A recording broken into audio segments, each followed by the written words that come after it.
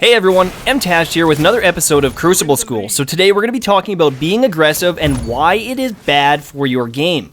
One of the reasons why is because when people are defending an area, when they're ready for you, when they're hard scoping a doorway, you are at a massive disadvantage because you're now pushing into players that are ready for you, have their guns set on your head, and can either pull the trigger or burst you down as a team before you can use your super, before you can use your rockets, etc.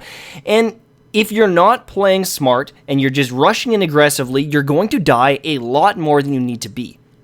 As I said before, this is important. The person on defense always has the advantage. They are ready for you. And unless you're flanking something like this, you're always going to be at a disadvantage. But even here, this isn't a perfect play because when I jump up on this rock, he's already hard scoping me and I was at a risk there of dying before I could do anything. This is going to be an example right here of why defense has an advantage. As you can see, I'm hard scoping this doorway, I'm way back there safe, and these guys continue to funnel through this area while I have a good vantage point on them, and I can effectively take off their head every time they pop out.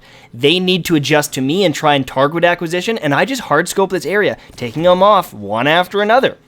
It's very easy for me to do this. I have no stress, but the people trying to push, they're so focused on trying to get a kill and figure out where the hell I am, they make errors. Something like this, where you're pushing in on a team, you run in, you throw a grenade at them trying to do some damage, but what this causes is they're now aiming at you, they're shooting at you while you're locked up in an animation, and you're going to have to be forced to use a super or rocket or something like that to save yourself.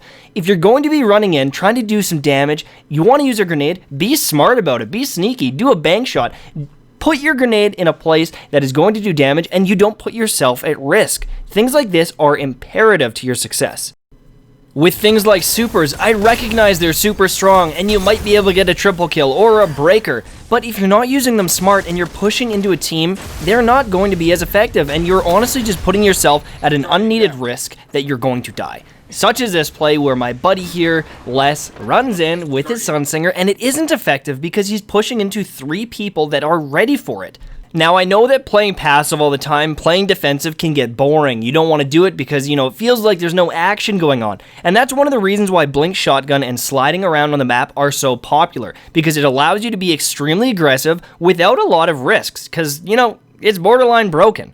However, if you continue to play like that, if people are always being aggressive, they don't know how to play defensive in a game type like Trials of Osiris where being defensive is rewarded. If you are able to hold a setup, you're not allowing your team to push in, you're going to have a really good time in something like Trials of Osiris.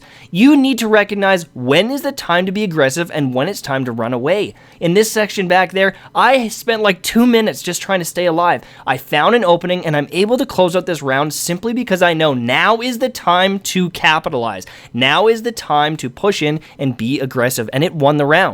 Finally, one of the biggest things about being aggressive is there's a very good chance that you're aggressing onto them and they're ready for you. They're going to have their scout rifle out, their hand cannon out, whatever it might be, and they're going to shoot you before you have the opportunity to shoot them. You're going to be going in and you're going to be trying to react to where they are on the map. This is going to get you killed a lot. And if you feel like you're dying a bunch, if you feel like, you can't win trades, watch your gameplays and check and see who's shooting first. If you're constantly pushing and you're always taking the shot first, that is the issue. You're being too aggressive. So let's look what we can do to be aggressive. A, push in if you are flanking. If you know that the enemy team is focused on your friends, you can push in safely because they're not going to be hard scoping you when you go through a doorway. In something like Trials of Osiris, if they have a man down, be aggressive. It's going to cause them to panic and you can outgun them and team shot them and hopefully win. The next thing, if you have heavy or a super, that gives you options. You might be able to outplay a couple of them. But you need to remember that just because you've got a Blade Dancer up doesn't mean that the enemy team isn't going to fist you in the mouth or isn't going to snipe you when you come through a doorway. Having a power advantage and still being aggressive doesn't guarantee you're going to get kills and you're going to win. The defender always had the advantage, and you're just pushing in and being a risky bastard. So, hopefully you enjoyed the video. If you have any questions, let me know in the comments below. See you later, my friends, and hopefully you enjoyed this episode of Crucible School. Sorry I haven't been streaming as much Destiny lately. I've just been playing some Halo. I'm getting ready for Halo 5. I am not quitting Destiny. Don't worry, I have not quit. I'm going to continue to play. I'm going to do Trials of Osiris. I'm still around, guys. okay? Don't be panicking. I love you, and I'll see you soon. Bye-bye.